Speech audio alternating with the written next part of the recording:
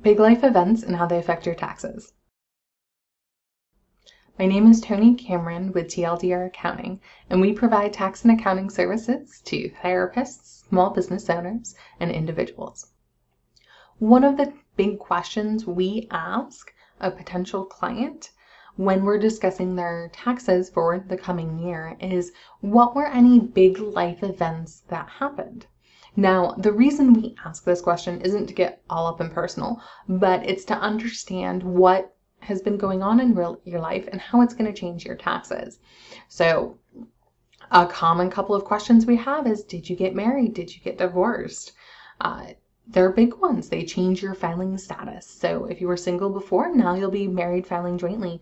If you were married filing jointly, now you're going to be single. Or, if your kids are involved, there are different statuses as well. So we do ask a ton of questions about big life events. Some people are like, well, what is a big life event? So getting married or divorced are big life events. Same with having a child. A child changes things on your tax return. Maybe you have a nanny now, or maybe you have dependent care expenses, right?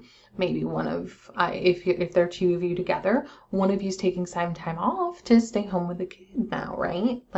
So those are all things that do come in and factor into your taxes, even though it's like, well, what does getting married and having a kid have to do?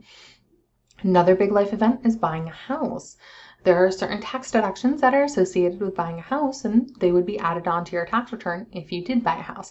The same with refinancing or if you're selling a house, right? So, changing your living situation and purchasing, a house, apartment, a condo, all of that comes in. Now, changing, from a house to renting, that also is a life change because it's going to adjust what was on your return versus now what's on your return. Like I said, selling a house is also one of those things in this kick-ass market we have. It can really affect your taxes. So that's one of the things that, when we're asking if anything major happened during the year, you should let us know that, no, I sold a house, or, I sold a house and I bought a bigger house, or I downgraded, or, any of those. Moving, that can be a huge one. Like we mentioned, buying a house, that's one. But with moving in particular, the question is, did you move to a different state? So taxes vary state by state. In Washington, we don't have a personal income tax, but say if you move to Oregon or California, you have an additional tax return that now needs to be filed. And it's one of those things, if you've lived in a state that doesn't have an income tax, moving to one suddenly is one of those things that you need to think about, because all of a sudden the amount of taxes you pay each year does change. And so that's a huge life event that we want to know about. Same with, maybe you're no longer working as an employee. Did you start your own business? Have you started freelancing? Or are you doing a side hustle, right? Or, are you a content creator on YouTube? Are you on Instagram and, you're making a whole bunch of advertising money, right?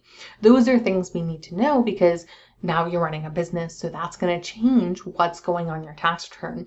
And the same goes with if you sell or close a business. Now we need to wrap all that up on your return and finalize it. So moving forward, it's not going to affect your taxes. In addition, there's a couple of other big life events that could affect your taxes. Say if your parents move in with you, if you have a child now go off to college, anything like that. And so that's kind of what we're looking for when we ask if there are any big life events that have happened. And that it's because we want to know, because, having a child does change your taxes. Getting a new house does change your taxes. And so those are the types of things that we're looking for. If you found this helpful, hopefully you subscribe.